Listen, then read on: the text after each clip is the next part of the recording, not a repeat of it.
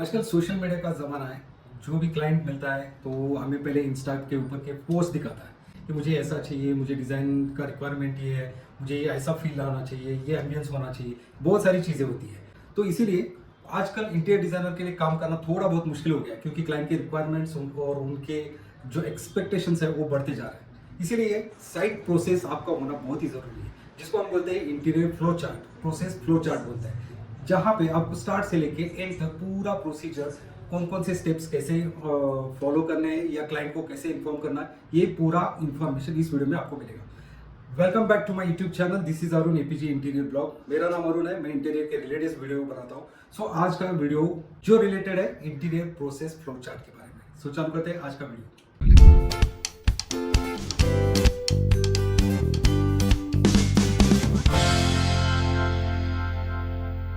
सो interior design project जो flow chart है, इसको मेनली हमने 13 पार्ट में डिवाइड किया है, क्योंकि प्रोसीजर इतना ही बड़ा है, इसलिए हमने 13 पार्ट में छोटे छोटे पार्ट में डिवाइड किया हुआ है।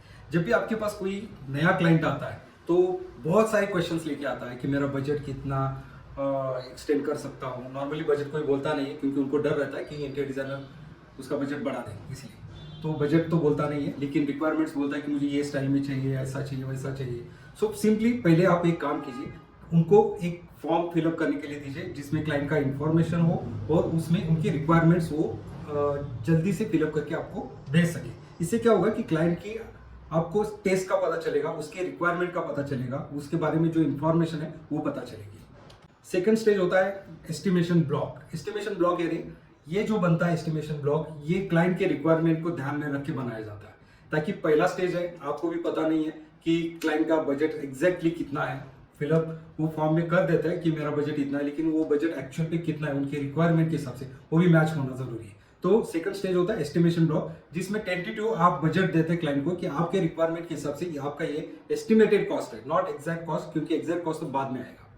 थर्ड स्टेज होता है लेटर ऑफ एग्रीमेंट। जब क्लाइंट मान जाता है कि एस्टिमेशन ब्लॉक जो दिया है आपने वो मुझे कोई प्रॉब्लम नहीं है, इतना बजट मैं एक्सपेंड कर सकता हूँ, वो कंफर्म होने के बाद आप लेटर ऑफ एग्रीमेंट दीजिए, जिसमें लेटर ऑफ एग्रीमेंट में आपके टर्म्स कंडीशंस होंगे, फी स्ट्रक्चर रहेगा। अगर आप कंसल्टिंग कर रहे हैं, टर्न की कर रहे हैं, तो भी उसका एक लेटर ऑफ एग्रीमेंट में पूरा क्लियरली मेंशन किया होगा कि मैंने आपको ये बजट दिया हुआ है, ये एस्टिमेटेड कॉस्ट है, इसके हिसाब से हम काम करेंगे जो आपके रिक्वायरमेंट के ऊपर डिपेंड है।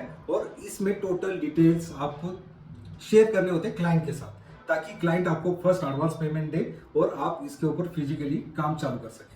अभी फोर्थ पार्ट में आपको पेमेंट तो आ गया क्लाइंट से, तो आपको काम चालू करना है। तो इसके बाद आप पहले साइट का मेजरमेंट लीजिए, क्योंकि साइट का मेजरमेंट होना बहुत ही जरूरी है, ताकि आप वो मेजरमेंट के ऊपर एग्जैक्टली काम कर सके। इसके पहले भी आप टेंटेटिव उनका जो लेआउट होता है वो आप ले सकते हो, बट बिल्डर का जो लेआउट होता है उसमें कई सारे ऑफसेट्स दिए नहीं रहते हैं, इसलिए बहुत ही जरूरी है कि साइट एक्चुअल मेजरमेंट्स लेना, ताकि आप डिटेल्स में काम कर सकें।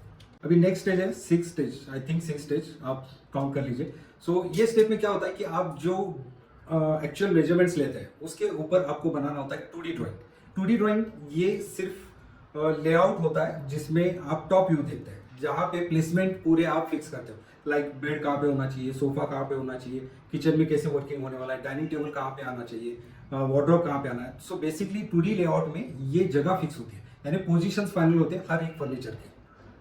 अभी नेक्स्ट स्टेज है 3D व्यूज, लेकिन ये ध्यान रखिए 3D व्यू चालू करने से पहले क्लाइंट के साथ बैठ के कंफर्मेशन लीजिए 2D के ऊपर। अब 2D में आप थोड़ा और डिस्क्राइब कर सकते हैं, जहां पे आप रेफरेंस इमेजेस क्लाइंट को शेयर कर सकते हैं कि ये वॉल के लिए मैंने ये सोचा हुआ है, पैनलिंग ये सोचा हुआ है, ये बजट में आपके ये फिक्स होने वाला है, तो इसके हिसाब से मैंने ये सोचा हुआ है। सो रेफरेंस इमेजेस आप 2D ड्राइंग्स के साथ शेयर कर सकते हैं, और ये कंफर्मेशन आने के बाद फिर आप 3D व्यू चालू कीजिए, ताकि कम से कम चेंजेस हो और क्लाइंट को भी समझने के लिए आसान हो कि मैंने ये 2D ड्राइंग फाइनल किया हुआ है और इसके ऊपर ही मेरा ये 3D ड्राइंग बन रहा है। अभी 3D ड्राइंग तो बन गया। 3D ड्राइंग बनने के बाद वापस एक बार आपको कोटेशन रिवाइज करना है, that is called BOQ, bill of quantity.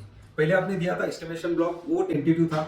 अभी जो आप दे रहे हैं ये डिपेंड करता है आपके 3D व्यूज के ऊपर और मटेरियल स्पेसिफिकेशन के ऊपर, क्योंकि पहले सिर्फ टेंटेटिव था, अभी आप एक्चुअल बजट दे रहे हैं क्लाइंट को, तभी पता चलेगा क्लाइंट को कि मेरा अभी एक्चुअल बजट कितना जा रहा है। नॉर्मली एस्टिमेशन कॉस्ट और बिल ऑफ क्वांटिटी यानी BOQ, इसमें साधारण यानी आप मान के चलिए 10 to 15% का प्लस माइनस हो सकता है, depend on changes in 2D drawing and 3D drawing with material specifications also. So ये BOQ बनाना बहुत ही जरूरी है, जहां पे क्लाइंट और आप एक ही प्लेटफॉर्म पे रहेंगे कि मेरा ये बजट इतना फिक्स है, अभी इसके आगे मैं ये बजट को नहीं बढ़ाना चाहता और मैं ये बजट के साथ ही स्टिक रहूंगा। अभी बजट भी फिक्स हो गया, फ्रीज हो गया कि अभी का आगे जाके काम चालू करना है। लेकिन काम चालू करने पहले से आपको एक शीट देना बहुत ही जरूरी है, that is called material specification. हर एक मटेरियल का स्पेसिफिकेशन रहेगा, उसका मेक कौन सा ये डिटेल में रहेगा, और उसके साथ साथ आपको बनाने हैं वर्किंग ड्राइंग्स। वर्किंग ड्राइंग्स ये हेल्प करते हैं साइट पे एग्जीक्यूशन करने के लिए। एक्चुअल साइट पे मेजरमेंट जो होते हैं वो पूरे उसके साथ ही काम करना पड़ता है हमें वर्किंग ड्राइंग्स में, ताकि साइट पे एग्जीक्यूशन करते समय कुछ भी परेशानी ना हो ना। आपके एजेंसी लाइक कारपेंटर है, पीओपी वाला इलेक्ट्रिशियन है, ये सबके इलेक्ट्रिकल ड्राइंग्स होने दीजिए या कौन सा भी ले आओ, ये सब आपको वर्किंग ड्राइंग्स में बनाना है ताकि साइट एग्जीक्यूशन बहुत ही सिंपली और स्मूथ चल सके। अभी एग्जीक्यूशन कंप्लीट हो गया। कंप्लीट होने के बाद यहाँ पे इंटीरियर डिजाइनर का रोल खत्म नहीं होता है और 3 स्टेप्स बाकी है। वो नेक्स्ट स्टेज है, आपको हर एक वर्किंग ड्राइंग्स आपने जो बनाए हुए वो क्लाइंट को शेयर करने होते हैं ताकि जाके फ्यूचर में उनको कुछ इशू ना है। फॉर एग्जांपल, जहाँ पे इलेक्ट्रिकल का पाइप गया हुआ है, इलेक्ट्रिकल लाइंस गए हुए, उसका अगर आपके एलिवेशन में पूरा मार्किंग है तो आगे जाके कहीं पे भी क्लाइंट को दिक्कत नहीं होगी। क्यों दिक्कत नहीं होगी? अगर मान के चलिए दीवार पे एक जगह पे, जैसे पीछे यहाँ पे एक वायर गई हुई है जो कंसील हो चुकी है और वो ये क्लाइंट को पता ही नहीं है। सो क्लाइंट क्या करेगा, अगर उसको एक फोटो फ्रेम लगाना है तो उसके ऊपर ड्रिल कर देगा, अगर ड्रिल करेगा तो शॉर्ट सर्किट होगा। तो ये फ्यूचर के जो भी प्रिकॉशंस लेने, ये वर्किंग ड्राइंग्स उनको ड्राइंग सबमिट करना बहुत ही जरूरी है। इसके साथ और एक शीट आपको देनी है, वो है डूज एंड डोंट्स। इसका मतलब क्या है, हर एक मटेरियल का कुछ प्रॉपर्टीज होता है, जैसे क्वार्ट्स है या मार्बल है, ये कैसे यूज करना है, इसके डूज और डोंट्स यानी उसके ऊपर आप क्या रख सकते हो, क्या नहीं रख सकते हो, आपको कैसे मेंटेन करना है, ये सब चीजें डूज एंड डोंट्स में आती है, जो आपको एक प्रॉपर शीट बना के देना है। सो क्लाइंट आपको बाद में कंप्लेंट नहीं करेगा कि यार ये मटेरियल खराब हो गया, ये मैंने ऐसे यूज किया था, आपने तो बताया ही नहीं है। सो डूज एंड डोंट्स देना बहुत ही जरूरी है। और लास्ट स्टेज होता है वारंटी कार्ड्स देना। वारंटी कार्ड्स किस चीज के होती है? प्रोडक्ट्स के। जितने भी प्रोडक्ट्स आपने परचेज किए हुए उसके वारंटी कार्ड्स क्लाइंट को देना बहुत ही जरूरी है। इन केस फ्यूचर में कुछ इशू आता है तो क्लाइंट आपको डायरेक्ट फोन नहीं करेगा, उनको पता है कि कहाँ कॉन्टैक्ट करना है, कहाँ से मुझे वारंटी रिकवरी करनी है। सो ये लास्ट स्टेज रहेगा जो आपको वारंटी कार्ड्स देना है। अभी आप बोलिए फर्स्ट स्टेज से मैंने लास्ट स्टेज तक कहाँ कहाँ क्या क्या बोला है, नहीं याद ना?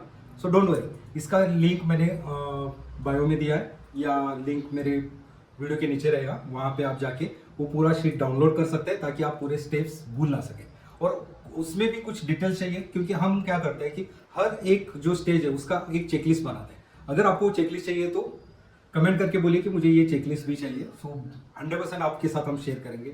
So this is Arun signing off APG interior blog. ऐसे ही मिलते रहेंगे नेक्स्ट वीडियो में वापस नया कुछ लेके। और किस टॉपिक के ऊपर आपको इन्फॉर्मेशन चाहिए जरूर कमेंट करके बोलिएगा, मैं ट्राई करूंगा वो पॉइंट्स ज्यादा से ज्यादा कवर कर सकूं। So tata, bye bye, see you, bye.